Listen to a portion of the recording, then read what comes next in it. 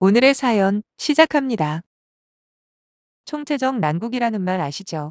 제 결혼 생활이 딱 그랬어요. 친정부모 복이 없으면 시댁복이라도 있어야지. 이건 완전히 앞뒤가 꽉 막힌 답이 없는 세월이었죠. 저는 아들 쌍둥이를 키우고 있는 40대 주부입니다. 사는 곳은 군산이고요. 기구한 사연 하나 없는 사람이 어디 있겠습니까마는 제 경우에는 결혼 전부터 고생만 하다 좋은 남자 만났다고 생각해 결혼했는데 정말 일이 꼬이려니까 되는 일이 하나도 없더라고요. 일단 저희 친정엄마는 정말 선하고 인자하신 분이었어요. 하지만 왜 꼭 하늘은 착한 사람부터 데려가는지 제가 고등학교 올라갈 무렵 병환으로 돌아가셨거든요. 그 후로는 여동생과 저 그리고 아빠 이렇게 셋이서 함께 살았습니다. 아빠는 뭐랄까 고집이 참 센 사람이었어요. 하지만 다른 건 몰라도 딸 자식 둘 다 배골치 않게는 키워야 한다면서 힘든 일 더러운 일 가리지 않으시고 열심히 일하셨죠. 덕분에 남들한테 손가락질 받을 일 없이 잘 컸습니다. 그건 지금도 감사하게 생각하고 있어요. 하지만 아빠는 사업에 대한 욕심이 많으셔서 조금만 돈이 모이면 꼭 사업을 할 거라고 입버릇처럼 말씀하셨죠.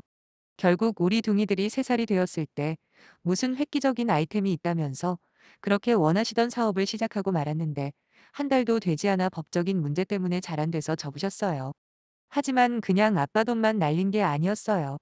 여기저기서 무리하게 빌린 돈까지 날린지라 어쩔 수 없이 저와 여동생이 갚아드릴 수밖에 없는 상황이었는데 사실 여동생이야 결혼도 안 한 혼자 몸이니 큰 부담도 없었고 액수도 1,000만 원밖에 안 되었지만 저는 좀 달랐어요. 남편과 내 집 마련이라는 꿈을 꾸며 모아두었던 3,000만 원을 그대로 다 드렸거든요. 사실 아빠가 빚 때문에 소송 중이라는 소식을 들었을 때 바로 돈을 갚아드려야겠다 결심한 건 아니었습니다. 오히려 저는 망설이는 편이었어요. 그러나 남편이 그러더군요. 여보 어제 장인어른이랑 통화를 좀 했거든. 돈 못 갚으면 많이 곤란하다 하시더라고. 벌금이 문제가 아니라 잘못되면 그 연세에 구치소에 들어갈 수도 있다며? 내가 그래서 생각을 좀 해봤는데 그냥 우리 적금 들고 있는 거 그거 깨자. 듣자 하니 처제가 1,000만 원 정도는 여유가 있다고 하니까 우리까지 합하면 얼추 급한 불은 끌 수 있을 거야. 라고요. 저는 남편에게 진짜 고마우면서도 얼마나 속상했는지 몰라요. 저나 남편이나 둘 다 그리 넉넉한 상태도 아니었고 다른 건 몰라도 이제 두 아들이 자라고 있으니 더 늦기 전에 빚을 지더라도 내 집은 꼭 있어야겠다는 심정으로 매일 하루도 빠짐없이 가계부 적어가며 아끼고 아낀 돈이거든요. 하지만 그렇다고 엄마 없이 혼자 몸으로 저와 여동생을 키워주신 아빠를 모른 척할 수는 없는 거잖아요. 그래서 눈 딱 감고 해결해 드렸습니다.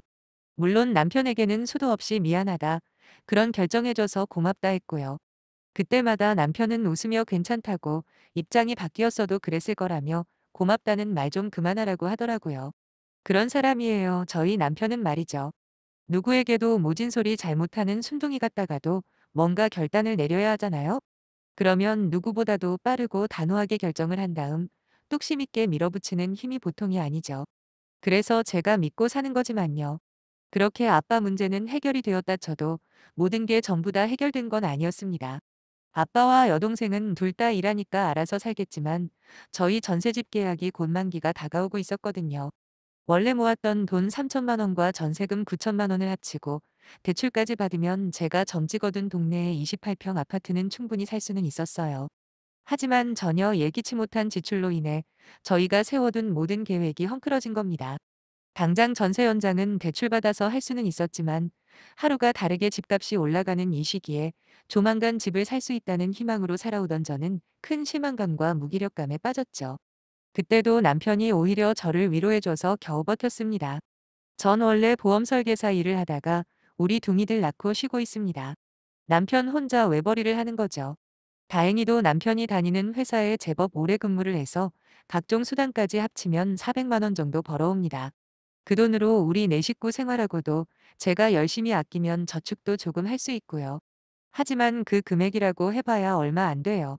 정부에서 지원해주는 주택대출을 받아도 최대가 70%거든요. 그러니 나머지 금액은 저희가 가지고 있어야 하는데 3억 밑으로는 집이 없는 겁니다.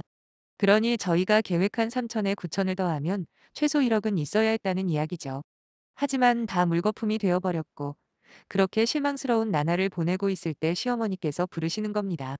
시댁은 저희 집과 얼마 안 떨어진 곳에 위치해 있었는데 그렇다고 자주 부르시거나 귀찮게 하시진 않았어요. 그러니 딱히 마찰이 있을 일은 없었죠. 그저 한 달이나 두 달에 한 번 얼굴 보는 게 전부였습니다. 시어머니는 도련님과 함께 살고 있어요. 하지만 둘 다 자기 스케줄이 바빠서 저희 집에 몇 번 놀러 오라고 해도 거의 안 오더라고요.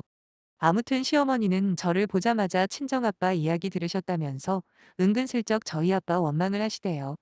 기분이 상하긴 했지만 그렇다고 틀린 말 하는 건 아니라서 그냥 조용히 듣고만 있었습니다. 그런데 갑자기 시골에 있는 시아버지 명의로 되어 있는 집 이야기를 꺼내시는 겁니다. 아주 오래된 낡은 주택이지만 그래도 팔면 7, 8천은 받을 거라고 하시면서 그 집 팔아서 저희에게 주시겠다고 하시더라고요. 그 말을 듣는 순간 저는 얼마나 기뻤는지 모릅니다. 다시 희망의 불씨가 살아나는 것 같았죠. 그 다음 이어지는 시어머니 말을 듣기 전까지는요. 어머님은 근데 말이다. 아무리 부모 자식 간이라도 가는 게 있으면 오는 게 있어야 하지 않겠니? 내가 요즘 몸이 안 좋아. 너희 시아버지 밥 차려주는 것도 이제는 힘에 부치고 말이야. 거기다 곧 김장철인데 엄두가 안 나는구나.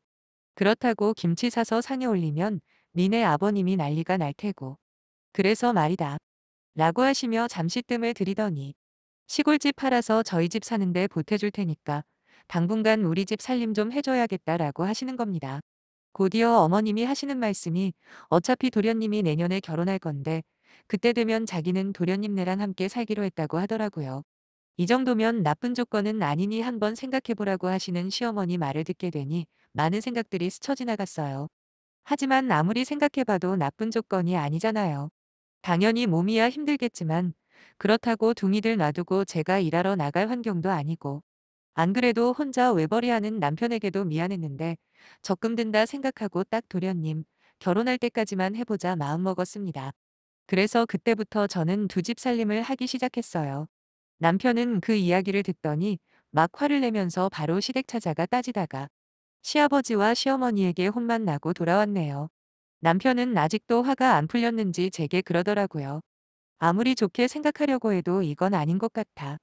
아니 쌍둥이 키우면서 우리 부모님 살림까지 해준다는 게 말이 안 되잖아. 그냥 안 한다고 해. 당신 그러다 쓰러져. 라고요. 제가 그랬습니다. 당신이 우리 아빠 빚 갚아주자고 했을 때 내가 망설였더니 그때 뭐라고 했어? 우리 아빠도 당신 부모님이나 마찬가지라고 했잖아. 나도 똑같아. 물론 돈 보태주신다는 말에 혹하긴 했어도 어머님이 당장 몸이 안 좋으시다고 도와달라는데 어떻게 모른 척하니? 그리고 내가 시댁 살림 도와드리면 당신이 좀 힘들겠지만 우리 살림이야 당신이 더 많이 해야 할 거고 그러면 그렇게까지 불가능한 것도 아니야. 거기다 우리 곧 이사해야 하잖아. 이제 6개월도 안 남았어. 현실적으로 생각하자 응? 그러자 남편도 한참 생각하더니 별 뾰족한 다른 수가 없다는 걸 인정하더라고요. 그리고 나서 저는 본격적으로 시댁 살림을 도와드렸네요. 물론 매일 가진 않았고요. 김장 다 해드리고 일주일에 두 번 정도 찾아갔습니다. 대청소에 빨래도 하고 그리고 아버님 좋아하는 메뉴로 국도 끓여놓고 밑반찬도 해드리고 그랬습니다. 당연히 저는 시댁에 한번 다녀오는 날이면 온몸이 녹초가 되었죠. 혼자 갔다 오는 것도 힘든데 어린 쌍둥이들 데리고 다녀온다고 생각해보세요. 집안일 하면서도 늘 신경은 아이들에게 향해 있다 보니 나중에는 편두통까지 오더라고요. 하지만 내 집 한번 마련해보자는 심정으로 꼭 참고 시키는 건 다 했습니다. 지금 생각해도 그땐 무슨 힘으로 그걸 해냈는지 모르겠네요. 남편 역시 힘들게 일하고 돌아오면 거실에 애들과 널브러져 일어날 힘도 없는 저를 위해 밥도 해주고 청소며 빨래까지 전부 다 도와줬어요. 그 생활을 거의 5개월을 했네요.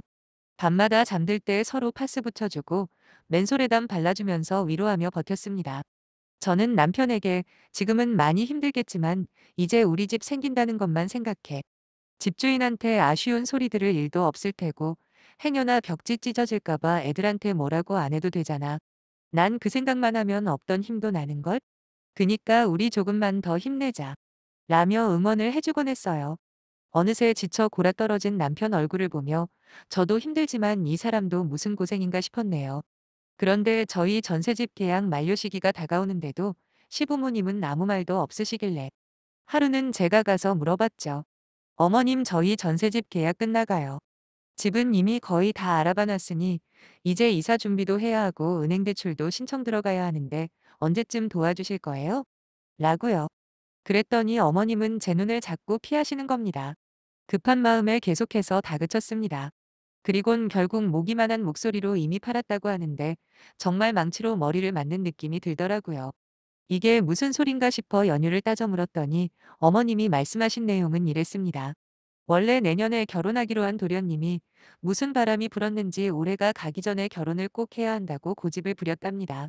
애초에 합가하겠다는 약속까지 깨고 무조건 집을 얻어달라고 생떼를 썼던 모양이더라고요. 나중에 들었는데 도련님이랑 결혼할 그 여자, 그러니까 제 동서 될 여자가 갑자기 말을 바꾸더니 목에 칼이 들어와도 합가는 안 된다. 그냥 그럴 바엔 파혼하겠다고 우겨서 어쩔 수 없이 서둘러 결혼을 하겠다고 했다는군요.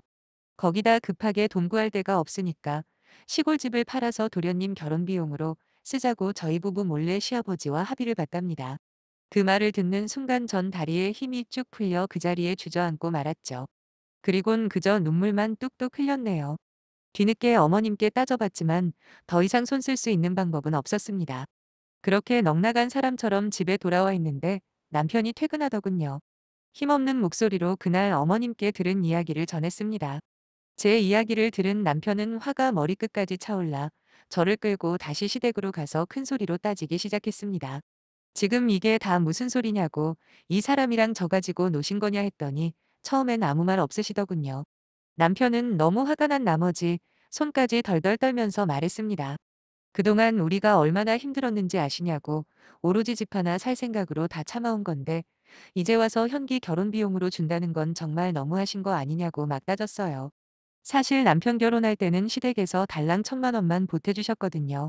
그런데 자기 동생한테 집 한 돈을 전부 준다고 말을 바꿔버리니 남편이 화가 날 만도 하죠. 하지만 그런 남편에게 오히려 시아버지는 삿대질까지 하며 미친놈이라고 하더라고요. 지금 애미애비한 태하는 말버릇이 그게 뭐냐고 처음에 약속할 때랑 지금이랑 상황이 같냐며 살다 보면 어쩔 수 없는 일이라는 것도 있는 거랍니다. 그리고 저희 집 문제는 일단 계약 연장해서 좀 더 살면 되는 건데 네 동생은 결혼을 하느냐 마느냐 중차대한 문제 아니냐고.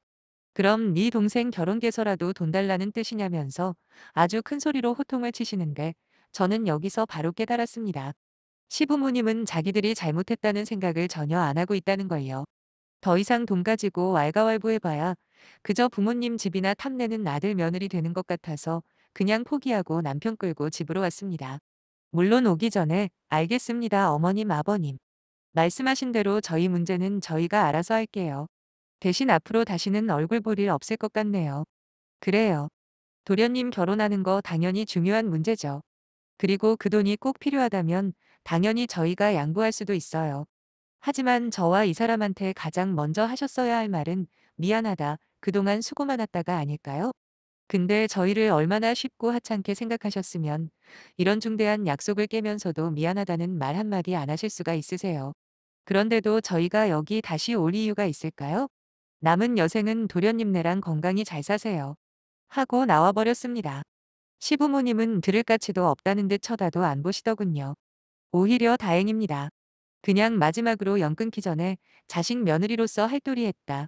뭐 그렇게 위안 삼았습니다. 덕분에 저희는 빚내서 전세 연장했고요. 지금 1년 정도 지났습니다. 둥이들은 이제 4살이 돼서 어린이집에 종일반 보내고 있고요. 저는 다시 일을 시작했어요. 막상 제가 일을 하고 보니 왜 그렇게들 맞벌이 하는지 새삼 느끼겠더라고요. 이대로라면 생각보다 빨리 내 집 마련도 가능할 듯 싶어요. 그런데 얼마 전에 남편이 놀라운 이야기를 해주는 겁니다. 실은 시어머님한테 전화가 왔었대요. 둥이들 보고 싶다고 하셨다는데 남편은 단호하게 그럴 생각 없다. 한 번 뒤통수 세게 맞았으면 됐지 2번은 싫다고 했답니다. 그런데 실제로 시어머니가 전화한 이유는 따로 있었더라고요. 도련님이 글쎄 결혼한 지 1년도 안 돼서 이혼을 당했다는 거예요. 그것도 결혼 비용으로 해준 돈도 전부 날려먹고 말이죠. 알고 보니 원래 좀 번지르르하게 생겼다고 얼굴값 했던 도련님이 결국 7살 어린 여자랑 몇 번 만난 모양인데 덜컥 임신을 시켰답니다. 그래서 그 여자네 부모가 죽이네 살리네 아주 난리도 아니었다고 하더라고요. 물론 동서한테도 이혼 소송 당해서 합의금 및 위자료로 다 뜯기고 쫓겨났고요. 그제야 저희 생각이 나셨는지 얼굴 보고 싶다는 핑계로 전화를 하신 거죠. 진짜 벼룩도 낯짝이 있다고 하지 않나요? 그런데 어떻게 다시 연락할 생각을 하셨는지 모르겠더군요. 저희한테 무슨 짓을 하셨는지 그새 까먹으신 모양입니다. 다시 한번 말하지만 저는 절대 얼굴 볼 생각 없습니다. 물론 남편도 마찬가지고요. 아무리 가족이면 뭐 합니까? 진짜 어려울 땐 이용해 먹고 뻔뻔하게 뒤통수 치는 가족이라면 차라리 없는 게 훨씬 낫죠. 지난번 사건으로 저희 둘 다 뼈저리게 느꼈거든요. 앞으로 우리 둥이들 잘 키우면서 내 집 마련하는 데만 집중할 거예요. 우리 네 식구만 똘똘 뭉치면 못할 것도 없을 테니까요. 보통 이런데 사연 올리면 댓글로 힘내라고 많이 해주시던데 제 사연도 꼭 소개되고 그런 힘나는 댓글들이 많이 달렸으면 좋겠네요. 감사합니다. 읽어주셔서요. 여러분들도 모두 내 집 마련하시고 행복하세요.